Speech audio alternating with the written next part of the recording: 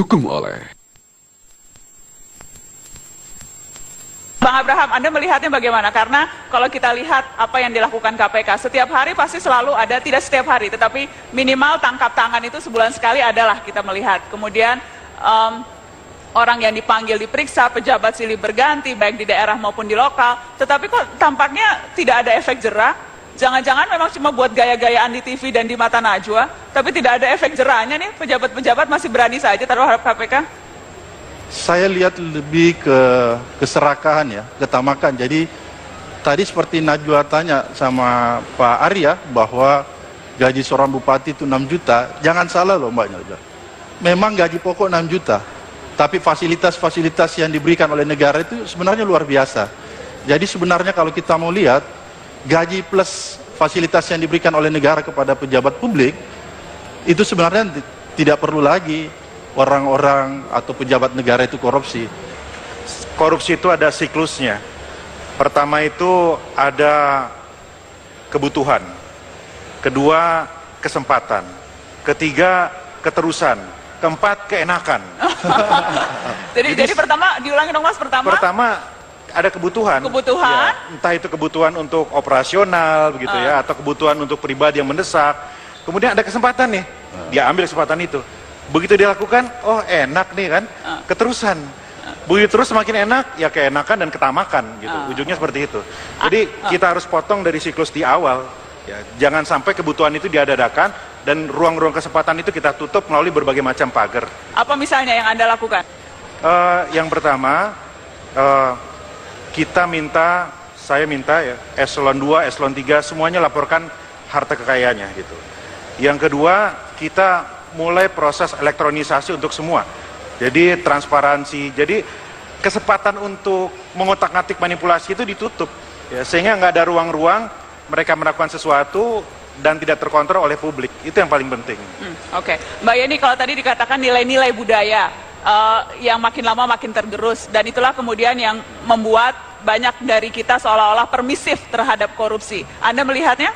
Betul Mbak, karena Indonesia ini kan harus kita akui menganut budaya patronase. Jadi orang yang ada di atas dianggap sebagai patron dari sebuah komunitas dan ada ekspektasi bahwa dia mengayomi warganya. Jadi misalnya misalnya ada orang kaya atau orang terpandang di sebuah daerah, maka kalau ada 17 Agustusan, dialah yang akan dimintain uang untuk mengadakan perlombaan, mengadakan hadiah dan lain sebagainya. Nah, dan di sini juga menjadi jebakan bagi para penyelenggara negara. Walaupun mereka mungkin saja tidak serakah, tidak tamak, korupsinya tidak untuk dirinya sendiri, kadang-kadang pengikutnya memaksakan, Pak kok nggak ini masjid kita belum disumbang dan lain sebagainya. Ada desakan yang sangat kuat untuk menyenangkan para tim suksesnya atau para konstituennya. Makanya dikatakan Pak Ahok, taatlah pada konstitusi, bukan konstituen, itu maknanya dalam sekali. Karena seringkali konstituen justru yang membuat menjerumuskan begitu ya? Menjerumuskan, betul. Saya mau ke yang hadir juga di tengah-tengah kita, Ketua Pukat Pusat Kajian Anti Korupsi UGM, ada Mas Zainal Arifin Muhtar. Terima kasih sudah hadir Mas Uceng. Mas Uceng, kalau kita bicara soal KPK, soal revolusi bersih, soal bagaimana kita mau menularkan semangat anti korupsi, konkret yang bisa dilakukan oleh kita sekarang ada di kampus, yang bisa dilakukan mahasiswa. Kalau tadi katanya harus dimulai dari diri sendiri, apa yang bisa kita lakukan sendiri, konkret apa sih yang bisa dilakukan teman-teman mahasiswa kalau kita bicara revolusi bersih? Yang paling pertama sebenarnya yang harus dipikirkan oleh teman-teman mahasiswa adalah menyatukan tindakan dengan cara bekerjanya. Jadi menyatukan antara isi kepala dengan cara bertindak. Itu yang paling penting. Kita kan seringkali kalau ada acara seperti ini hingar-bingar, orang rame, teriak anti korupsi, bla bla dan lain sebagainya. Tetapi begitu keluar dari ruangan ini, ditilang polisi ternyata nyogok juga gitu.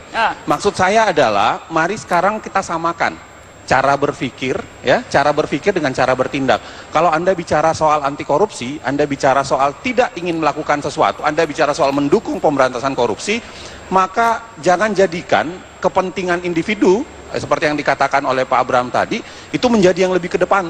Yang harus dipikirkan adalah kolektif. Coba bayangkan sederhananya begini, kalau seluruh rakyat Indonesia sepakat untuk tidak menyuap polisi saja, misalnya, maka tidak mungkin ada polisi yang disuap. Karena yang namanya penyuapan itu resiprokal. Jadi kalau ada penyuapnya, baru ada yang disuap. Ya. Coba bayangkan kalau kita semua, paling tidak mahasiswa di sini, ada sekitar let's say 3.000 yang Sepakat kemudian tidak menyuap polisi. sepakat untuk tidak menyuap polisi, saya yakin tidak akan ada polisi yang tersuap. Nah, artinya kalau ini sebenarnya adalah kerja kolektif. Ini adalah kerja kolektif, kerja bareng. Jangan suap polisi, jangan kemudian bikin KTP nembak, jangan bikin kartu keluarga nembak, jangan bikin hal-hal yang dengan cara yang tidak pas. Karena kalau itu terjadi, saya yakin satu langkah awal untuk memerangi yang namanya suap dalam konteks corruption yang administratif, itu akan bisa dihilangkan. Oke, kita kasih tepuk tangan dong Ketua Pusat Kajian Anti Korupsi. Yang dilakukan KPK juga ini ada yang menarik teman-teman, yaitu membuat satu kampung anti korupsi.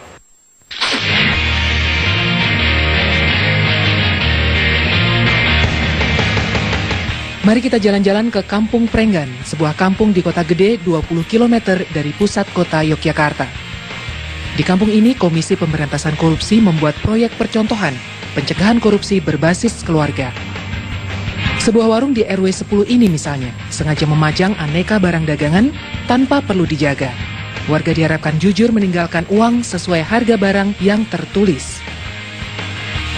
Di Kampung Prenggan, anak-anak juga diajari permainan yang menekankan pada kejujuran, salah satunya lewat sekolah PAUD atau pendidikan anak usia dini.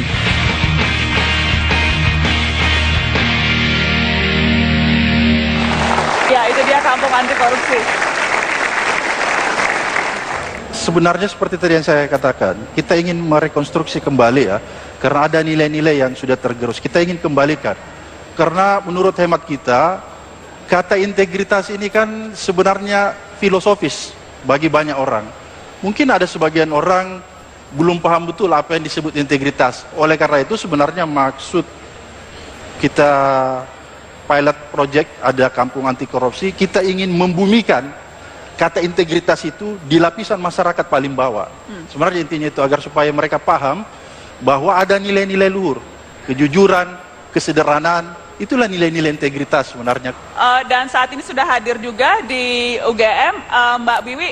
Mbak Wiwi adalah salah seorang aktivis dan juga yang terlibat warga Kampung Prenggan, terlibat sejak awal. Saya mau tanya dulu Mbak, kok bisa-bisanya kampungnya Mbak Wiwi yang dipilih? Dari sekian banyak kampung di Indonesia, kok milihnya Prenggan di Kota Gede, Yogyakarta? Apa istimewanya? Ya, kita datangan KPK pada saat itu mulai di bulan Februari melalui penelitian yang panjang dari KPK, ditetapkanlah kelurahan kami, Kelurahan Prenggan, Kecamatan Kota Gede menjadi percontohan dari pemberantasan korupsi berbasis keluarga. Jadi kami bergerak di tataran paling bawah, yaitu melalui keluarga, di mana nilai-nilai kejujuran tersebut diajarkan melalui keluarga.